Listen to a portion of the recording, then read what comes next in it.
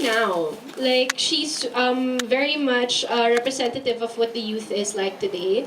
So she's very youthful. She's very, in a way, at the start of the film, she's a bit superficial, as I've said earlier, and parang hindi pa niya nahanap yung meaning of life para sa kanya. So hindi pa niya, she's never really tasted fulfillment. She's never really achieved anything on her own. So I think she's in that process. I think because I can relate in a way because of course that's my age. So a lot of my friends also at this age are kind of lost, kind of still trying to figure out who they are. So she's on that journey, trying to figure out who she is and who she wants to be. Anong industry ba si Janine? Anong field? Ano kasi, she's in the fashion industry. Parang Fashion. blogger siya, socialite siya. Parang ikaw lang pala, mami. Vlogger. Socialite. Okay. Kayo pala lahat ito. Go. Ayan, blogger, socialite. But, it's not really, wala siyang profession per se. Like, she does it as a hobby. So, pretty she's, much yeah. like them din, Yes. mga vlogger friends natin. Pero ayun, so hers is more more fashion oriented talaga. Si G3 ba yun? Parang si G3 yun. Siya nagsulat eh. Okay. Miss Dawn, your character, please. Yung character ko, ano yung parang challenges niya, no? Well, because it's easy for me naman to relate because yung character ko, although I play someone a little older, slightly older, in 50 na, I'm really 47, but I have a lot of friends. Yeah. Ha? Thank you po. Correct. Sarap naman pakinggan. Pero 47 na po. Pero I have a lot of friends my age and older na nakikita ko rin yung mga pinagdadaanan nila. Merong nabiyuda, merong nahiwalay, merong nagpakasal ulit. Iba-iba yan eh. And I've seen from their experiences talaga na that age, the women of that age, talagang it's exciting. Ang buhay nila talaga is still very exciting. That's why when this concept was raised to me, and I heard it was also G3 that started it, I was really interested because it's a fascinating thing to discover. Parang hindi pa siya masyado natatackle ngayon. And to some nga, it's taboo, as Direct Gino said, but it's interesting to discover nga ano pa kaya ang mga nangyayari sa buhay ng tao, ng babae, of a certain age na ganyan. Maganda. So at 47 pala, exciting yung age na yan. Oo. Like for example, in my case, what's different also with me, I'm 47. Most women my age, like my kabatch, their kids are already graduated from college. I'm the only one that still has kids. Isn't that strange? So parang, yun yung ibig kong sabihin, parang ngayon, wala nang masyadong labels. Parang the age is really just a number.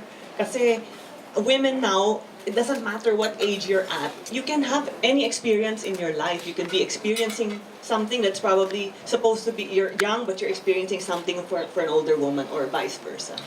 Parang ganon. So may challenge kasi considering ang liliit pa nila tapos kumpara dun sa character Pero mo, sa di ba? mga kaibigan ko from my friends, their kids are all like already graduates. Nasa college na or nakagraduate na or may asawa na. Yung iba nga lola na eh. Correct. Di ba? Actually, So parang meron kaming diversity na ganon. So it's fun for us to share amongst each other yung mga experiences namin pagka yung friend ko who is my age will tell me, naku Dawn, ang sarap maging lola. Hindi ako makarelate, di ba?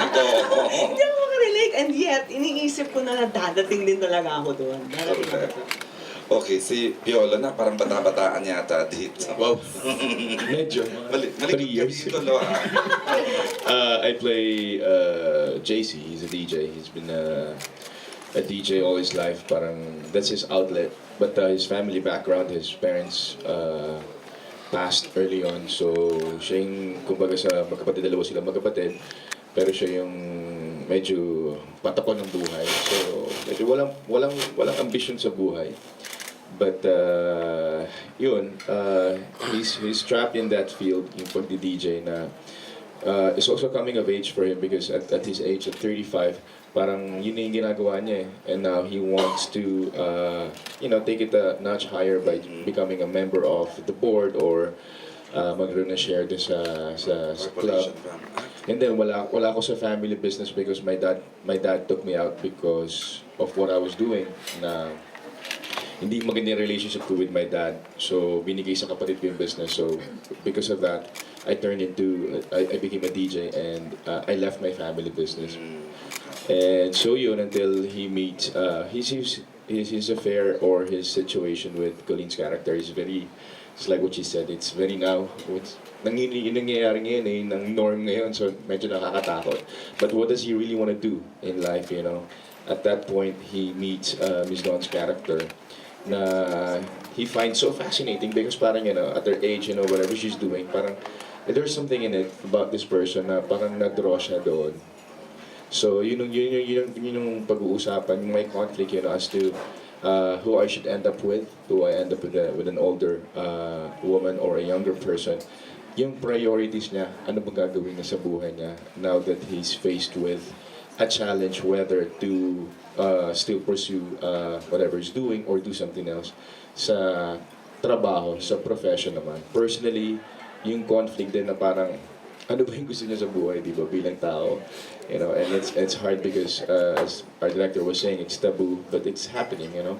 You know, people who have an age gap, it's common, right? So, para I don't find anything strange. Yun nga lang dito tackle, are they gonna end up together, you know?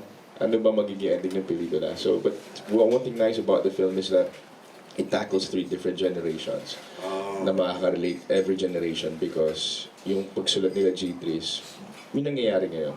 Kung maka-3 parang tanging yaman naman. Grabe layo, di ba?